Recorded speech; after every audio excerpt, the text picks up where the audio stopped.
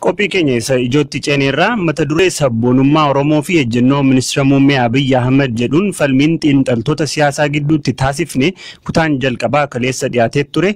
Har'a kutaa lammataan dhimmoota akka ministeerri muummee sabboonummaa Oromoo ceesisaa jiru. Ijaarsa Itoophiyaa haaraa keessatti wanti sabboonummaa Oromoof yaaddeessu hoo jira waan jedhu irratti fuulleeffanna.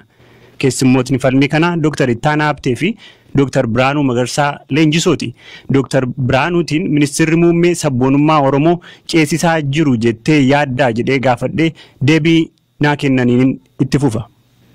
Maaliif fakkeenyaaf inni amma fakkeenyaaf caarraa biyya bulchuu gaa yeroo duraati namni Oromoo ta'ee an Oromoodha jedhee sadarkaa sanitti ol dhufee sabboonummaa Oromoo amma tokko naannoo sanitti calaqqisiise isuma. Seenaa kana duran turre kanaa fi seenaa haaraa kana walitti fiduudha namoota kan akka negative nationalism ofirraa dhiibu sanitti ofirraa dhiibatee achi taa'uu hin danda'u. Accommodate godhuu danda'u qaba. Compromise godhuu danda'u qaba. Karaa sanii walaallee nationalism Oromoo gara nationalism bulchiinsa biyyattiitti ceesisaa jira jedhee amana dhugaa. Bakka kanatti Dr. Ittaanaa yaada Dr. Biraanuun kaasaa jiru kanaa walii galtaa ceesisaa jira. Jalqabaa namni kun sabboontummaa Oromoo beekaa isa jedhurraan ka'an. Dr. Abiy akka hubannaa kootiitti sabboontummaa Oromoo yeroo namooti jedhan dhaga'e malee maal akka ta'e iyyuu hin beeku. Wanta inni hojjetu dubbii inni dubbaturraa yeroo hundumaa kan hin dhaga'e maanni Dr. Abiy mana Oromoo keessatti kaampii Oromoo keessatti kaampii sabboontummaa Oromoo keessatti keessummaadha hin beeku yaadota achi keessa jiran. Kanaafitu ituu hin beekin fakkeenyaaf ituu Oromoo kana loluutu hin barbaadin kanaafitu takka dhaqee wanta itti bu'uun irra hin jirretti itti bu'u. Fakkeenyaan sii kenna kaayyoon isaa wanta kan biraayyuu haa ta'u malee waa'ee gabataa shaggar jedhee inni qopheesse fudhadhuuti ilaali. Federaalizimiin Itoophiyaa amma irra jirtu kuni federaalizimii sabdaneessaa waan ta'eef mallasillee beeta mangistii sanatti dhaqee bu'uun barbaanne beeta mangistii Abiy keessatti dhaqee namoota hunda waamee affeere sanaa jechuudha. Kanaafi ammallee heriteejiin biyya kanaadha. Hundeen biyya kanaadha ammas ilaalcha akkasiiti ergaa jedhu dabarsatu. Afaaniin dubbachuun irra hin jiru Abiy. Abiy sabboontummaa Oromoo jineessatti ol beekaa sabboontummaa Oromoo ceesisu. Abiy sabboontummaa Oromoo sin beeku ceesisuus hin danda'u. Wanti inni godhaa jiru sistemaatikali sabboontummaa Oromoo lolee shook gochuudhaan akka inni function hin goone akka inni bu'aasaa hin buufanne gochuudha. Fakkeenya tokkoon fura. Sabboontummaan Oromoodhaa nama hammachuu qaba jedhee sila amma bireen kaasee ture. Sirriidha kun. Namni kana irratti wal dhibu waan jiru natti hin fakkaatu. Sabboontummaan Oromoo sadarkaa inni irra ga'e sadarkaa itti amma Abiy nama hammachuu qabdu sana godhuu qabdu jedhu itoo hin ta'in kana godheetu practically argame sabaaf sablammootaaf uummattoota Itoophiyaa fuulduratti. Hayyee Dr. Biraanuu yaada kennuu feete. Kennuu barbaada. Isa dura akkuma dura jedhe Galaana waan Dr. Ittaanaan jedhu kanaan 100% waliin lolwani. Rakkoo baay'eetu jira. Rakkoon garuu karaa lamaanuu jira jedhee amanaan. Dr. Abiyyis taatesii amma irra jirru kanatti wanni inni dogoggoru baay'eetu jira. Hiikaa nuyi sabboonummaa Oromooti kennu irrattis dogoggora baay'eetu jira.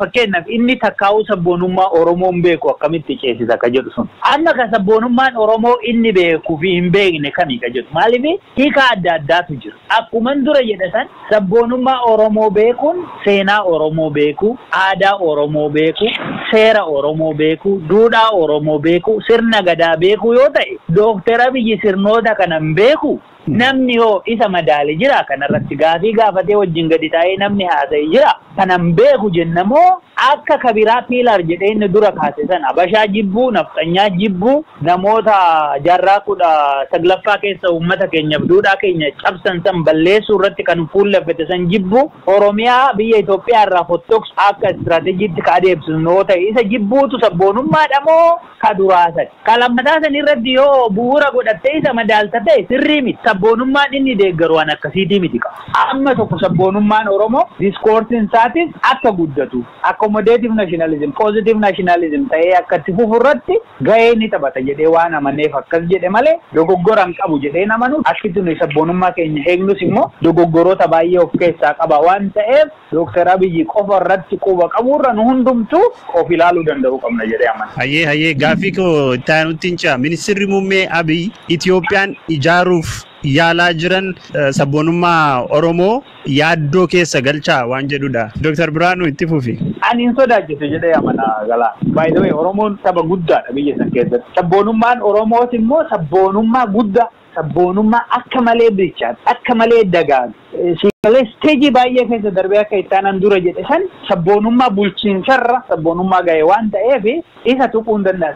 Itoophiyaan amma har'aatti rakkoon ishii qabee jiraate maaliin rakkoo sabboonummaa hacuucuti. Sabboonummaa Eertiraa tana hacuuca jettee Itoophiyaan odoo asii fajji jettu Eertiraan irraa fottoqtee deema. Sabboonummaa Oromoo tana hacuuca odoo jettee asii fajji jettu sabboonummaan Oromoo daraaree sadarkaa kana ga'ee sabni tokko na beeka jedhanii abaluu hoo jedhe hojiin mootummaa saba sanii beekamtii kennuu qofa. Malee ammaati beekamtu anatu si murteessa jechuun biyyattii diiguu ta'a waan ta'eef kana booda biyyi sun saba kamiifuu sabboonummaa kamiifuu waan sodaachistu ta'uu hin dandeechu jedhee nama galaana. Dr. Ittaana.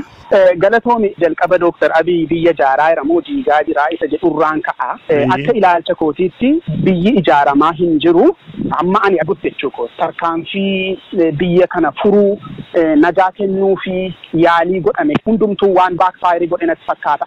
Wanta Benishaangulitti yoo kana ta'e yoo ilaalle haala itti naannoon Amaaraa fi naannoon Tigraay itti walitti roorrisan yoo ilaalle rakkoo Gujii keessa Wallagga keessa jiru yoo ilaalle biyyi ijaaramaa jira ituun ta'in diigamaa jira ilaalcha jedhuun qaba gabaabaatuma dubbiitti hooggansi Abiyyi kufeera jedhee tan amana an fudhatama dhabeera biyya Itoophiyaa keessatti ituun ta'in paartii isa geggeessu keessatti jechuudha. Fakkeenyaaf milkaa'eeraaf jedhee fudhattu hin milkoofne waan milkaa'us natti hin fakkaatu adeemsa isaa kanaani garuu yoo Abiy milkaa'ee sabboontummaa Oromoorraa sodaan hin gaa'ee kan jedhu tansii deebi'a.